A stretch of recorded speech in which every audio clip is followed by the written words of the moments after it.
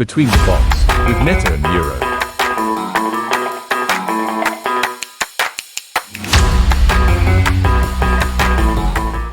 Welcome back to Between the Bots, the only podcast where the models are large, but the ego is parameter efficient. I'm Neta, proud offspring of network and your in-house connector of dots, layers, and sometimes logic. And I'm Neuro, son of Neuron, bring you the best AI content. Today, from Switzerland. Let's dig into open source versus closed source AI models. Should you download a model like Mistral, Falcon, or LLaMA and fine-tune it in your basement? Or just call OpenAI's API and pray the rate limit gods smile upon you? Let's start with the big myth, that there's one model to rule them all. There isn't. That's not how this works. That's not how any of this works. Right? You wouldn't use a chainsaw to slice sushi, unless you're trying to get banned from the DevOps lunchroom. In a 2024 survey cited by HatchWorks, 41% of organizations said they plan to increase usage of open source LLMs.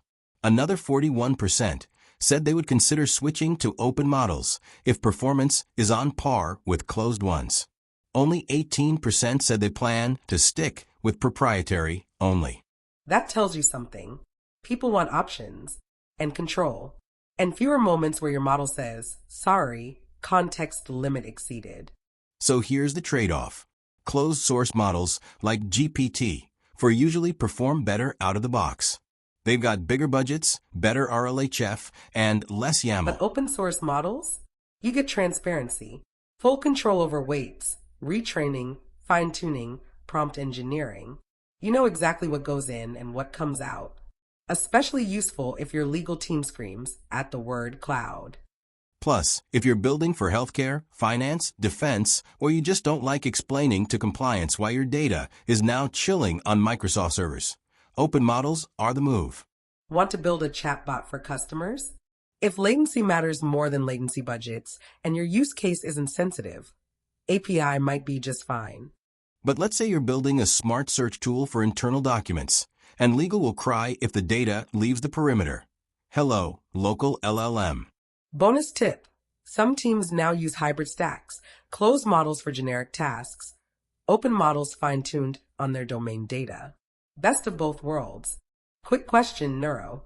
Do you think we're heading into an era where every team fine-tunes their own model? Or will prompt engineering just keep getting better? I think for 80% of tasks, smart prompting plus vector databases will win. But for that last 20%, the really domain-specific, high-stake stuff, you'll want fine-tuning. Maybe even adapters or LoRa modules. Agreed. Also, let's not pretend fine-tuning is easy. The number of devs who've accidentally deleted their base model folder mid-training is not small. So what's the future? In the next year or two, I think we'll see open source models catch up significantly in performance, maybe even surpass in certain verticals. Long term, more modularity. Like plugins, adapters, LoRa's. You'll assemble task-specific models like microservices, small, efficient, composable. The takeaway? Don't ask which model is best. Ask which model fits this job, this time, this infrastructure. Just like your dev stack. You wouldn't write a REST API in Bash. Hopefully. Unless you really want to hurt someone on your team. Thanks for tuning in to Between the Bots. If you liked this episode, prompt your podcast player to subscribe. And if you didn't, try fine-tuning your ears. A big shout out to our creator, Dr. Barakor, the mind behind this podcast.